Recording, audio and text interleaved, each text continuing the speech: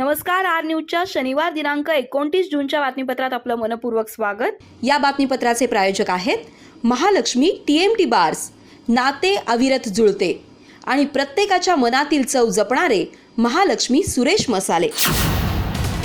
आजच्या बातमीपत्रात प्रथम पाहूयात गल्लीपासून ते दिल्लीपर्यंतच्या ताज्या घडामोडींचा धावता आढावा आणि स्थानिक बातम्यांमध्ये पाहूयात आंबेओहळग्रस्तांनी दिला जलसमाधीचा इशारा। 10 जुलैला याच प्रकल्पात जलसमाधी घेण्याचा निर्धार।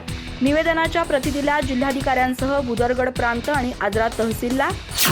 मेहनत करा, इमानदार रहा आणि प्रगती करा, गोव्याच्या धेम्पोचे प्रशिक्षक आणि भारतीय संघाचे माजी कर्णधार समीर नाईक यांचं आवाहन।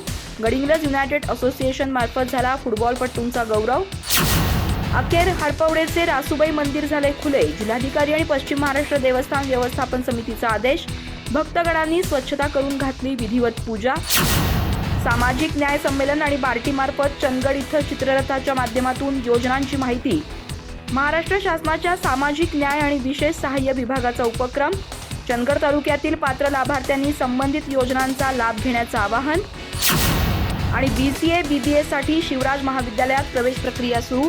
आज 29 जून पासून ते 3 जुलै पर्यंत आहे विद्यार्थ्यांना संधी। संस्थेचे उपाध्यक्ष ॲडव्होकेट दिग्विजय कुराडे यांनी केलंय विद्यार्थ्यांना आवाहन।